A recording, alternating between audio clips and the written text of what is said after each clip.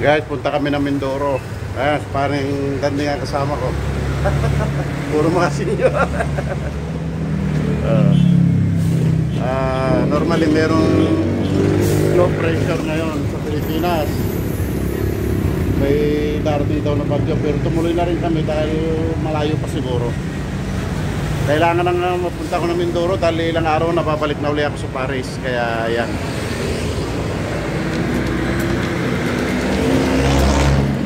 Narito kami sa Tanawan, naghihintay kami ng bus. Yan nga pala yung ano ko, tilapia, isang box na tilapia.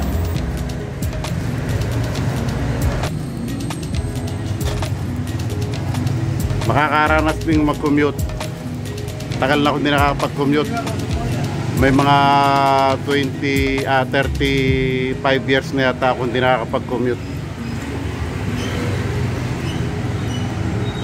So wala pa yung bus. Patungo kami ng Pierre, Batangas. Tapos transfer kami sa barko. Hindi namin alam kung doon kami sa ano, Supercat para mabilis makarating sa Calapan.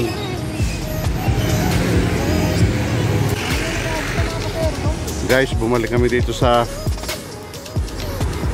highway sa may Calabarzon dahil dito palandaan ng bus. Ayaw, di ba? Ay, nako. Tricycle, nag-hire pa ako ng tricycle papunta dito. Yung palala.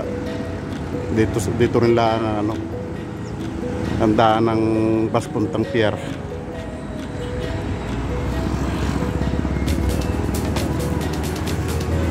Ang bigat pa naman ito.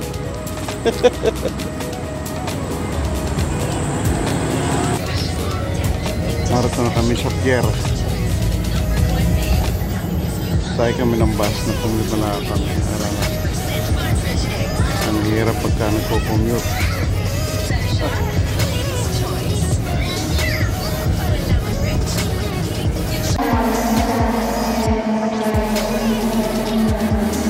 Guys, narito kami sa terminal dito sa Pierre, Batangas para na rin nasa airport.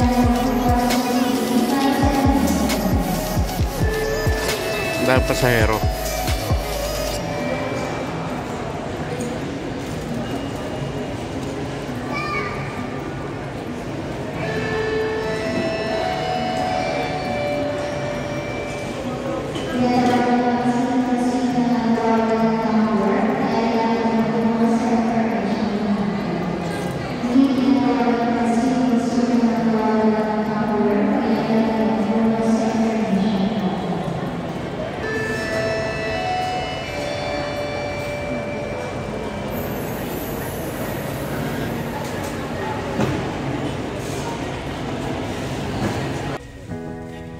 Nakasakay na kami sa Pascat.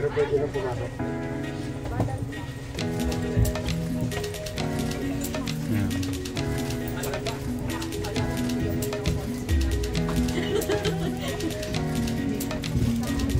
Ito yung Montenegro liner. Yan yung ano, yan yata siyang pulsar.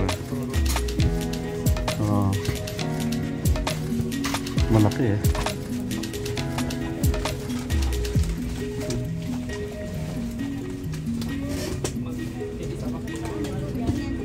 May nakaikot man.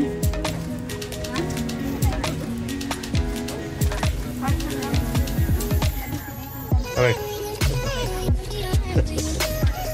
Wala akong nakakasama kundi si Paring Danding eh.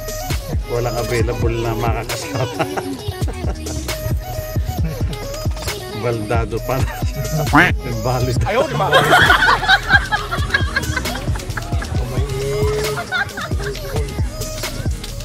Ayan. Katabi kami ng counter ng mga restaurant.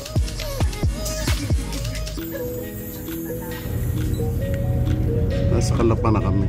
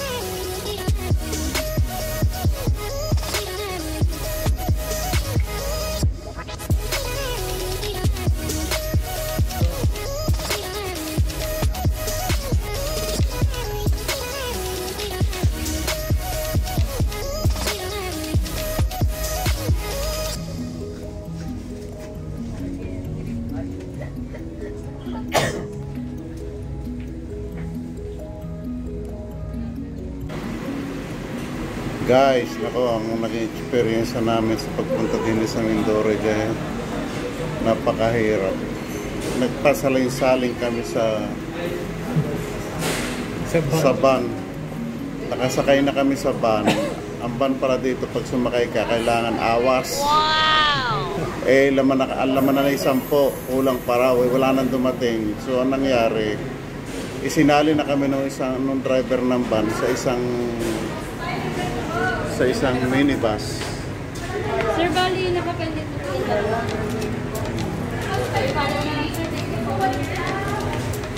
Ari, inabot kami ng gutom. So, kaya muna tayo. Pag hindi ka hinima sa biyahe, Ari, ay.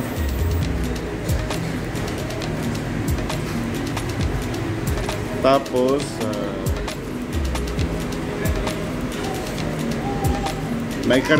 ikinarga kami ng van doon sa minibus. Malayo na nararating namin. Basta malayo na, ilang kilometer na, ilang kilo. Tinawagan at pinababa kami ng mga galing Rojas, galing ng Calapan, na patungong Rojas dahil kailangan daw ay bumalik kami, isasakay ulit kami sa van kung saan kami nakasakay na dati na isinalin. Nagalit nga yung driver ng bus dahil agawan pala dito ng pasahero. So, akala namin, mula doon sa kung saan kami binaba, didiretso na kami ng Rojas. Yung pala, hindi rin. Ibabalik pa ulit kami ng terminal sa Calapan, sa pier, at maghihintay pa ulit para mapuno yun. Ay, tunay naman. Ako'y ngalingali ko nang bumabat, mag-hotel na lang kami sa Calapan. Hindi ko lang magawa at nasa loob na kami ng van. Talagang experience ito hindi na ulitin. Talagang ayaw ko na. And experience. Napakahirap ng kalagayan po dito. Ganda sana kung may sariling service na pupunta dito. Kaso mahal naman masyado dahil nga ng libo-libo talaga magagasos yung parot-parto. So, wala. Kaya rin, gutom na inabot. Alas 10 na. Pasado, inandito pa kami sa Rojas. Guys, ito ka pala yung room namin dito sa Rojas. Nag-hotel na kami dahil hating gabi na, wala na mag-aasikaso sa amin doon sa bahay ng mga in-laws ko. Kahit mahal, malinis naman, okay na rin. Bali, yung isa kong kasama doon sa kabilang kwarto, ako'y dito. Maliit lang ang room, pero okay naman. Guys, yan yung aking kwarto dito sa Rojas. May aircon naman, malamig. Kaya lang, siyempre mahal. 2,000, bali 1,150 ang isa sa amin. Si pare doon sa kabilang kwarto. Ako dito. Ay, nako po. Experience na rin.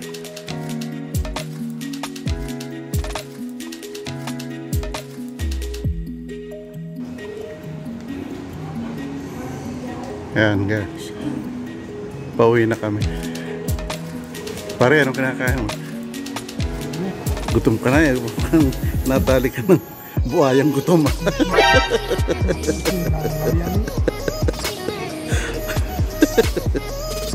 Grabe. Hindi raw kami nananahalian. Dito ngayon kami sa Calapan.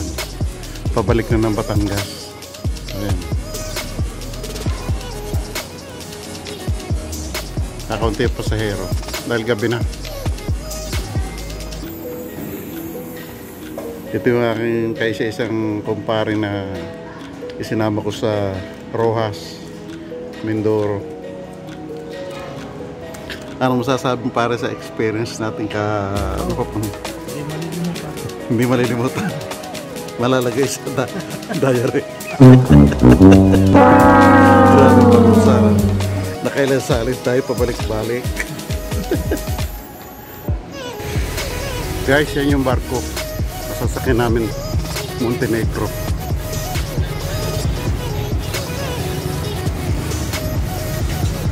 Ano na kami, boarding na. Ayan.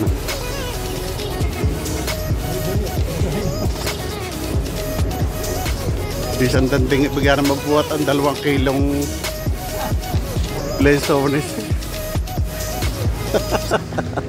Pare. Lesones mo.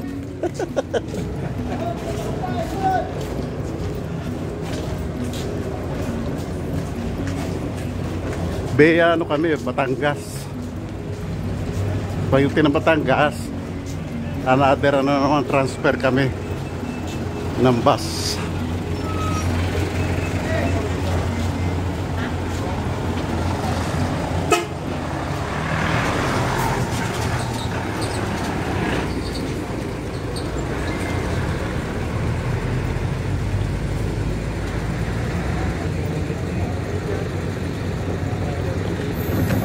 Santa Brigada.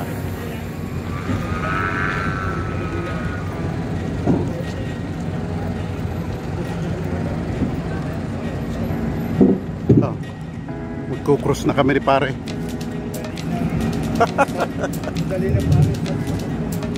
Ha? Bakit? Patayin ko muna. Sa ngayon ay sakay kami sa Montenegro patong Batangas. Dito kami sa Aircon sa first class dito sa una. Wala namang additional eh. Mamaya lalabas kami doon sa economy para may hangin. Dito ay malamig masyado. Kami may talisay. Ito ay sa Talisay po na. Bago po talaga eh.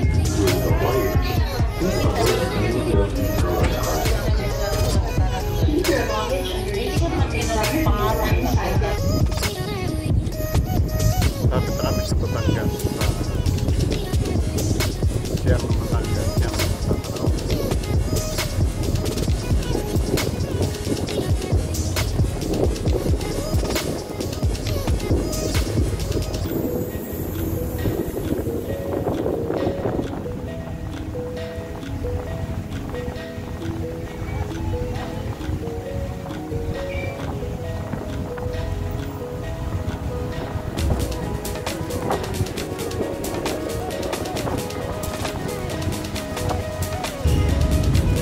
Ando doon na kami sa pier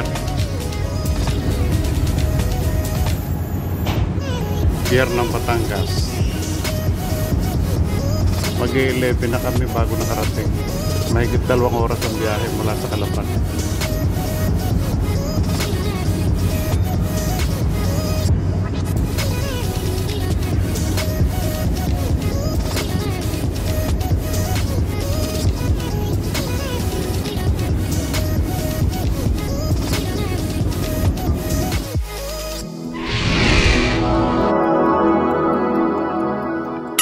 Sana all.